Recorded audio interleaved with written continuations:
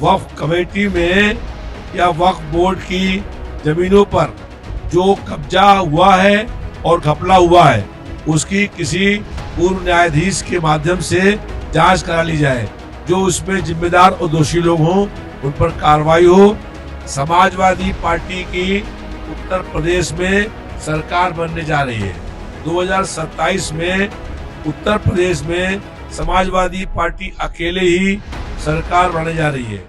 बरेली के मौलाना ने सीएम योगी को पत्र लिखा है, वक्फ बोर्ड की जांच करने की बात की है। इसी मुद्दे पर बातचीत करने के लिए हमारे साथ समाजवादी पार्टी के वरिष्ठ नेता, पूर्व मंत्री और समाजवादी पार्टी के विधायक रविदास मेहरोत्रा जी हैं। सर, बरेली के मौलाना ने वक्फ बोर्ड की जांच को लेकर के पत्र लिखा। उन्होंने बोला है कि अगर इस वक्फ बोर्ड की जांच की जाएगी तो राम मंदिर से बड़ा घोटाला निकलेगा। और उन्होंने एक बात और भी कही है कि समाजवादी पार्टी के शासनकाल में, जो 4 शासनकाल में, उसमें बंदर बाट हुई है, बहुत लूट हुई है। इस पर आपका क्या कहना है? भारतीय जनता पार्टी की सरकार में वक्फ की भूमि पर कब्जा करने का प्रयास हो रहा है और लगातार पिछले 10 वर्षों से भाजपा की सरकार है। इसमें वक्फ कमेटी की बहुत सारी संपत्तियों को लूटने का काम भाजपा सरकार में हुआ है।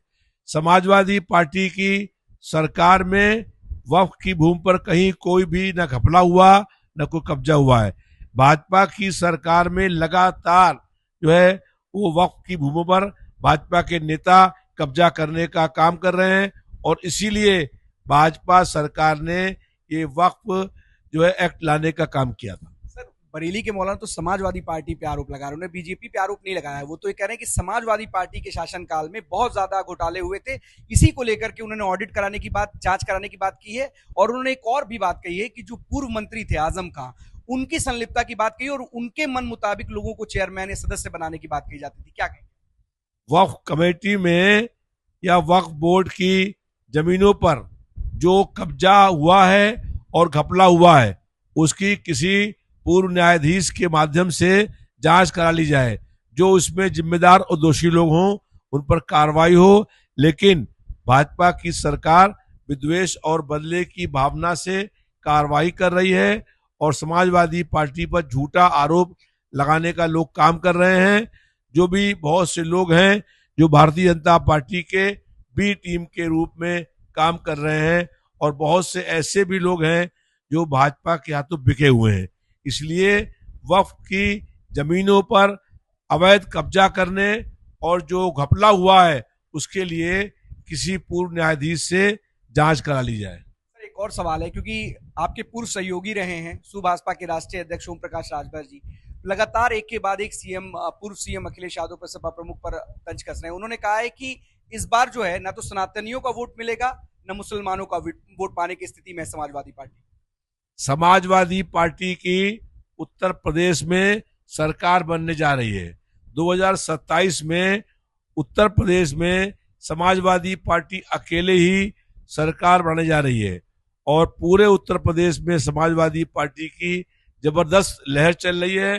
भारतीय जनता पार्टी और उसकी सहयोगी पार्टियां घबरा गई हैं, बौखला गई हैं।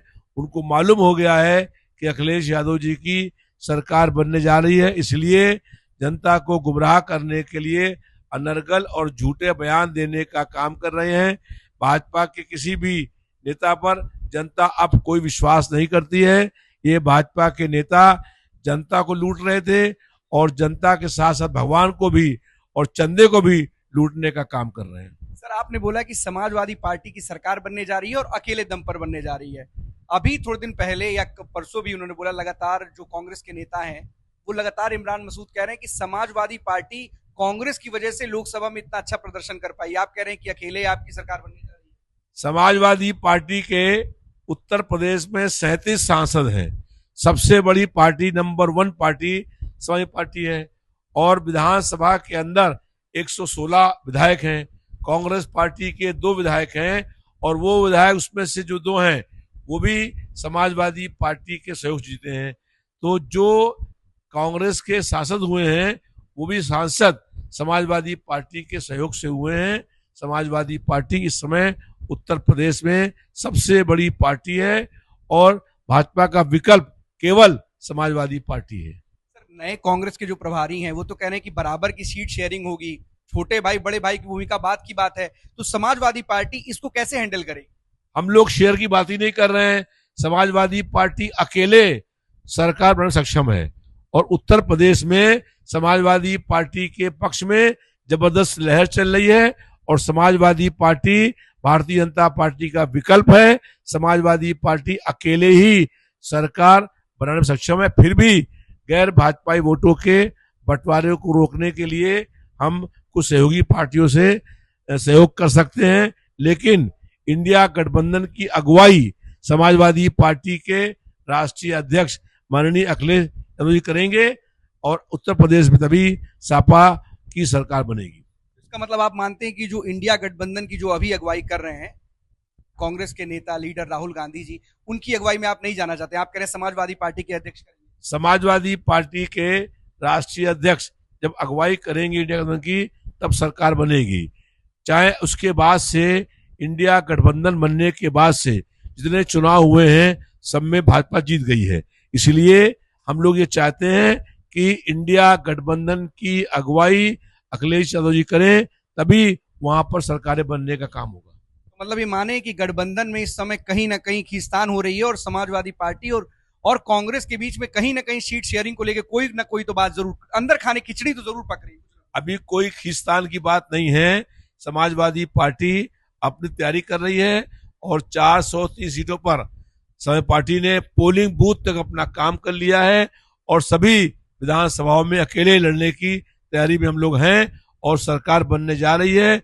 जो हम लोगों के साथ में आना चाहेगा हम लोग उसको लेने का काम करेंगे। अब इसका मतलब ये कि 403 सीटों पे आप जब तैयारी कर रहे हैं तो इसका मतलब है ना कि गठबंधन तो कहीं ना कहीं पीछे रह गया है, गठबंधन तो है ही नहीं। कांग्रेस जो है गठबंधन धर्म का पालन नहीं करती है। 2017 में कांग्रेस पार्टी से गठबंधन हुआ।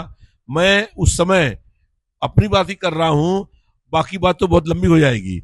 उस समय 17 में मैं प्रदेश सरकार का मंत्री था और लखनऊ मध्य से विधायक था। 29 जनवरी 2017 को राहुल गांधी और अखिलेश यादव जी एक रथ पर बैठ करके हमारे लिए वोट मांगे और 30 तारीख को एक दिन बाद ही कांग्रेस पार्टी ने एक प्रत्याशी खड़ा कर दिया हमको हराने के लिए और भाजपा को हटाने के लिए, और इसी कारण भाजपा जीत गई। और जो ब्रजेश पाठक जीता कुछ वोटों से।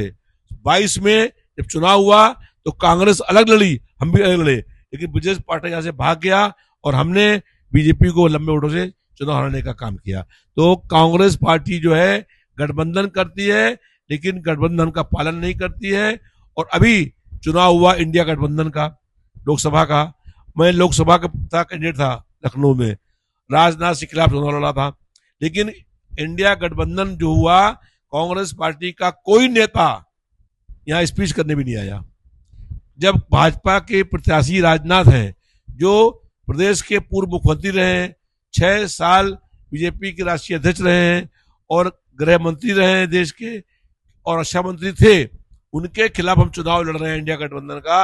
लेकिन कांग्रेस पार्टी का कोई भी नेता हमारे समर्थन में भाषण करने नहीं आया। आखिरी सवाल, माने कि इस बार विधानसभा में 2027 में जैसा कि आपने बोला कि समाजवादी पार्टी अखिलेश यादव के नेतृत्व में चुनाव लड़ने जा रही है, मतलब कांग्रेस से गठबंधन हो या नहीं हो, दोनों हालत में अखिलेश यादव जी की अगुवाई में चुनाव होगा और समाजवादी पार्टी अकेले सरकार बनाने के सक्षम है। लेकिन अगर कांग्रेस पार्टी का सहयोग हम लोगों के साथ होगा तो ठीक है, और नहीं दोनों हालत में हमारी पूरी तैयारी है और अखिलेश यादव जी प्रदेश के मुख्यमंत्री बनने जा रहे हैं। बहुत बहुत धन्यवाद हमसे बातचीत करने के लिए। तो ये थे पूर्व मंत्री और समाजवादी पार्टी के विधायक रविदास मेहरोत्रा, जिनका साफ तौर पर कहना है कि आगामी विधानसभा के 2027 के चुनाव में समाजवादी पार्टी अकेले दम पर चुनाव लड़ने जा रही है और मैदान में अकेले ताल ठोक भी सकती है, उन्हें गठबंधन की जरूरत नहीं है।